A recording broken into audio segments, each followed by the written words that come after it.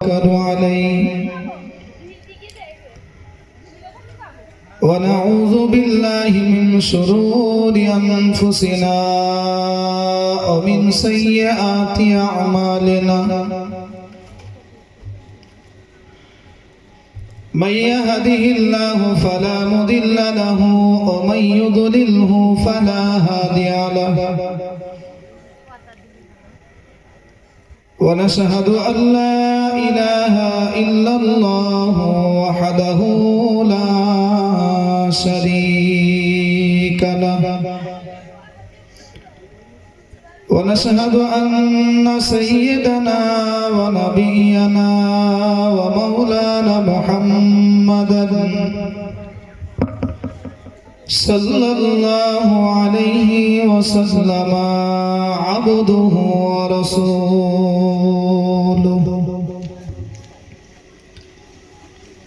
إن الله وملائكته يصلون على النبي يا أيها الذين آمنوا صلوا عليه وسلموا تسليما اللهم صل على سيدنا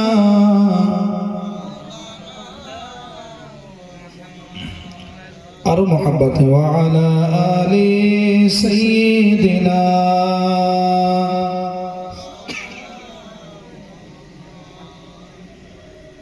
के আসিল বলে এই পৃথিবী হলো উজালা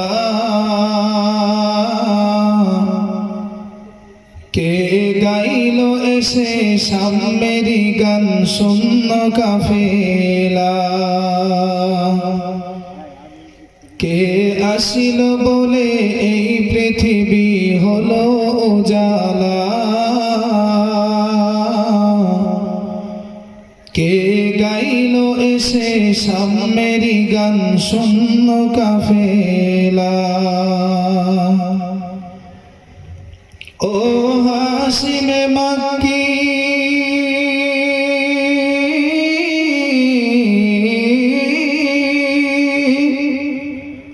ও হাসিমে মক্কি মদনী শাহে মদিনা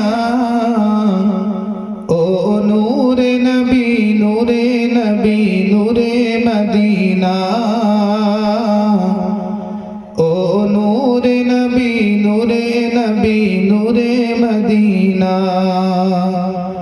ও নূরে মদিনা আল্লাহুম্মা সাল্লি আলা সাইয়্যিদিনা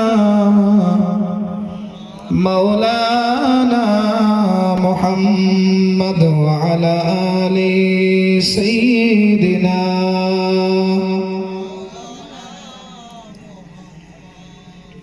أما بعد فأعوذ بالله من الشيطان الرجيم بسم الله الرحمن الرحيم إلا من تاب وآمن وعمل صالحا فأولئك يبدل الله سيئاتهم حسنات قال النبي صلى الله عليه وسلم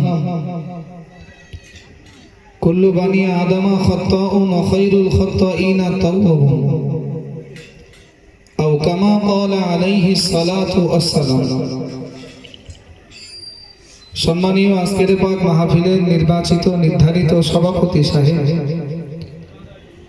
তৎসহ আজকের পাক মাহফিলের প্রধান অতিথি জনাব হযরত মাওলানা মুহতারাম গোলাম সরওয়ার সাহেব ফুরফুরা শরীফ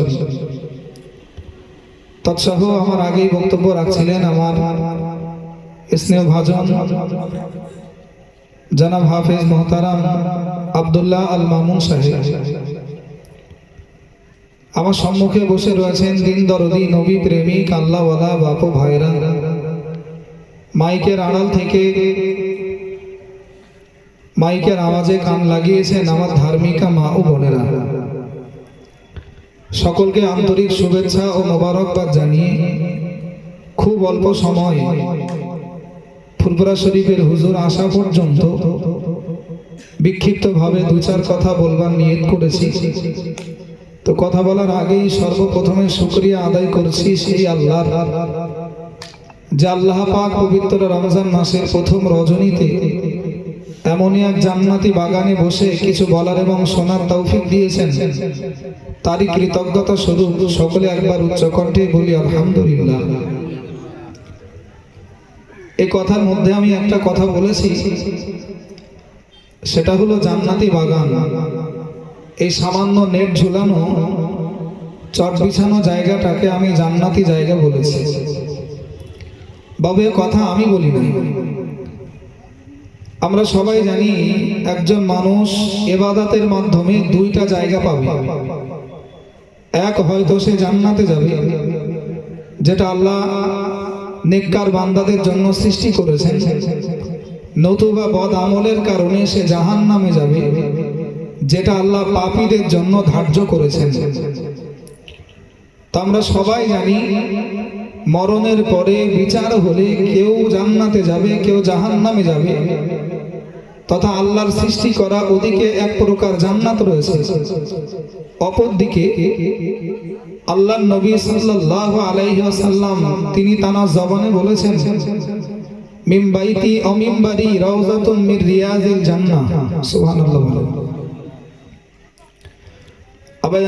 মনে রাখুন, মা বোনেরা মনে রাখুন, আল্লাহ নবী বললেন, ও দুনিয়াবাসী মনে রেখে দাও, আমি রাসূলুল্লাহ জানিয়ে দিলাম, দুনিয়া জমিনে আল্লাহর ইবাদত করার জন্য, আল্লাহর উপাসনা করার জন্য এক শ্রেণীর মানুষকে আমার আল্লাহ মরণের পরে বিচারে জান্নাত দেবেন। তবে মনে রেখে দাও, ও দুনিয়াবাসী বান্দা বান্দিরা, ও দুনিয়াবাসী উম্মাত উম্মাতিরা, তোমরা মনে রেখে দাও, মরার পরে ইবাদতের জন্য যারা জান্নাতে যাবে, সে জান্নাত তো আপন জায়গাতে, তবে আমি রাসূলুল্লাহ বলছি, মিন বাইতি ওয়া মিনবারি রাউযাতুম মির রিয়াজিল জান্নাহ। নবী বললেন, ও দুনিয়াবাসী মনে রেখে দাও, আমি রাসূল বলছি, আমার ঘর তথা বাড়ি থেকে নিয়ে মসজিদুন নববীর মেম্বার পর্যন্ত এই গোটা জায়গাটা হলো জান্নাতি বাগান। একটু জোরে বলুন সুবহানাল্লাহ, আর একটু মন খুলে বলুন সুবহানাল্লাহ। নবী বললেন, আমার বাড়ি থেকে নিয়ে মসজিদুন নববীর মেম্বার এই পুরো জায়গাটা হলো জান্নাতি বাগান। আর একটু বলেন সুবহানাল্লাহ। আচ্ছা বলবেন, মরণের পরে ইবাদত করে জান্নাত পাবো কি না, এর তো গ্যারান্টি নেই। কিন্তু যারা হজ পাকে যান বা উমরা জিয়ারতে যান, তারা আল্লাহর রাসূলের ঘর মোবারক থেকে নিয়ে মসজিদুন নববী তথা এই যে জায়গাটাকে আল্লাহর নবী জান্নাত বলেছেন, উমরা জিয়ারতে এবং ফরজ হজে গেলে তারা ওই জায়গাগুলোতে যান না, যান। সুতরাং মরণের পরে জান্নাত পাবো কিনা সেটা আপন জায়গায় থাকলেও যারা সশরীরে মক্কা শরীফ মদিনা শরীফে হাজিরা দেন, নবীর ঘোষণা অনুযায়ী দুনিয়ার জমিনে নবী যেটাকে জান্নাত বলেছেন সেখানে তারা পৌঁছে যান। তবে আমাদের সবার পক্ষে কি সেই জায়গায় পৌঁছানো সম্ভব? কেউ যদি মনে করে ফরজ তো দূরের কথা, উমরা জিয়ারতের উদ্দেশ্যে আমি যাব, তবুও তো আনুষঙ্গিক 70-80 হাজার টাকা দরকার, যেটা সবার নেই। তাহলে দুনিয়ার জমিনে যে জায়গাটিকে আল্লাহর নবী জান্নাত বলে ঘোষণা দিয়েছেন, সুসংবাদ দিয়েছেন, সেখানেও কি সবাই পৌঁছাতে পারবে না? তাহলে উপায় কি? মনে রাখুন, মা বোনেরা মনে রাখুন, আল্লাহর নবী গরিব মানুষের জন্য আরো সহজ জান্নাতের ঘোষণা দিয়েছেন। নবী বলেছেন, ও দুনিয়াবাসী মনে রাখো, মরণের পরে ইবাদত করে জান্নাতে যাবে, আর কেউ আবার জান্নাতে যাবে কিনা সেটা পরের ব্যাপার। দুনিয়ার জমিনে আমার ঘর থেকে নিয়ে মসজিদুন নববী এই জায়গাতে পৌঁছানো মানে আমার ঘোষণা দেওয়া জান্নাতে পৌঁছালো। তবে মনে রাখার দরকার, ওই জায়গাতেও তো সব মানুষের পক্ষে পৌঁছানো সম্ভব নয়। সেজন্য গরিব মানুষের জন্য জান্নাতের সুসংবাদ দিয়ে আল্লাহ নবী বললেন, ও দুনিয়াবাসী মনে রাখো, দুনিয়ার ভিতরে সস্তা বিনা পয়সাতে যে জান্নাতে যাওয়া যায়, বিনা পয়সাতে বিনা খরচে যে জান্নাতে ঘোরা যায়, সেটা অন্য কোনো জায়গা নয়। নবী বললেন, ও দুনিয়াবাসী মনে রাখো, আমি রাসূলুল্লাহ জানিয়ে দিলাম, যেখানে কোরআন এবং হাদিসের আলোচনা হয় সেই জায়গাটাও হলো জান্নাতি বাগান। একটু জোরে বলা যাবে না? এবার রমজান মাস, প্রথম রজনী, কপাল পোড়া না হলে ৬০,০০০ টাকা দিয়ে মক্কা মদিনায় যায়, আমি গরিব, আমার পৌঁছানো সম্ভব নয়। তো আমার জন্য নবী বললেন, যেখানে কোরআন ও হাদিসের আলোচনা হয় সেটাই জান্নাতি বাগান। যে কপাল পোড়া হবে সেইতে এই জায়গাটা মিস করবে না। কথা ভুল বলছি? বাদ দিন, প্রসঙ্গত কথাটা বলেছি, বক্তব্যের বিষয় আমার আলাদা। রমজান মাস, সুতরাং কিছু পরিবর্তনমূলক কথা যেটুকু সময় পাবো তার ভিতরে বলতে চাইছি। আমরা সবাই জানি এই রমজান মাস, যে মাসে শয়তানকে আল্লাহ শিকল দিয়ে বেঁধে রাখেন। কথা ঠিক বলছি না ভুল বলছি? হাদিসে ঘোষণা, রমজান মাস এলে কবরের আযাব আল্লাহ মাফ করেন। একটু সুবহানাল্লাহ বলেন। রমজান মাস এলে বান্দা যাতে পথভ্রষ্ট না হয় সেজন্য আল্লাহ সমস্ত শয়তানগুলোকে শিকল দিয়ে বেঁধে রাখেন। সুবহানাল্লাহ বলেন। আচ্ছা, এরপরেও যারা রোজা রাখে না, নামাজ পড়ে না, ইবাদত করে না, শয়তান তো বন্দী, এরপরেও যদি কেউ নামাজ রোজা ছেড়ে দেয় তাহলে কি বলবেন? শয়তান তো বন্দী, তাহলে ওরে কে ভোলালো? যাই বাবু, আল্লাহ নবী বললেন, আসিয়ামু জান্নাতুন। সুবহানাল্লাহ। আল্লাহ নবী বললেন, রোজা হলো সেই জিনিস যেটা মানুষকে গুনাহ থেকে বাঁচানোর জন্য ঢাল স্বরূপ। সুবহানাল্লাহ। আবেদন ভাইরা মনে রাখুন, মা বোনেরা মনে রাখুন, আল্লাহ নবী বললেন, আসিয়ামু জান্নাতুন। ও দুনিয়াবাসী মনে রাখো, আমি রাসূলুল্লাহ বলছি, একজন মানুষ যখন যুদ্ধ করেন, একজন মানুষ যখন জিহাদ করেন, একজন মানুষ যখন লড়াই করেন, তখন সে শত্রুর কাছ থেকে, শত্রুর দিক থেকে গুলি এবং তীর থেকে বাঁচার জন্য, সে বন্দুকের আঘাত থেকে বাঁচার জন্য, তীরের আঘাত থেকে বাঁচার জন্য ঢাল ব্যবহার করেন। যখন পাল্টা দিক থেকে শত্রুর পক্ষরা তীর ছুড়ে দেয়, গুলি ছুড়ে দেয়, তখন তো ওই মানুষটা ঢাল দিয়ে সেটা প্রতিহত করেন। ঠিক সেই জন্যই আল্লাহ নবী বললেন, ও দুনিয়াবাসী মনে রাখো, গুনাহ থেকে বাঁচার জন্য ঢাল হলো রমজান। সুতরাং রমজান মাস হলো পরিবর্তনের মাস।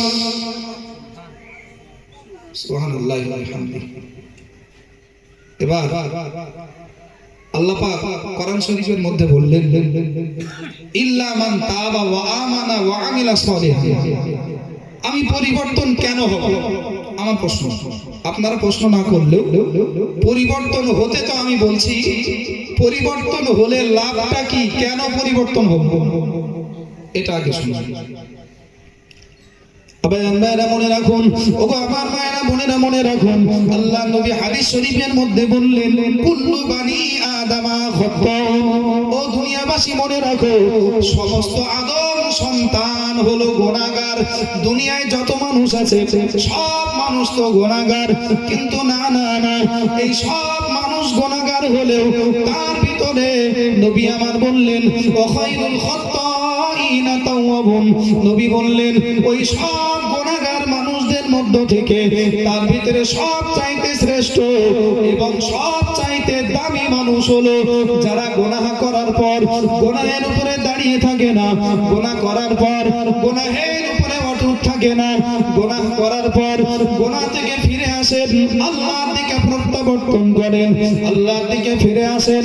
এজন্যই আল্লাহর নবী বলেছেন, ওই মানুষটা সব গুনাহগারদের মধ্যে হলো শ্রেষ্ঠ, যে মানুষটা আল্লাহর দিকে তাকিয়ে গুনার উপরে অটুট না থেকে থেকে আল্লাহর দিকে ফিরে আসেন। একটু জোরে বলুন সুবহানাল্লাহ। এটা হাদিস বললো। আল্লাহর কোরআন কি বলছে?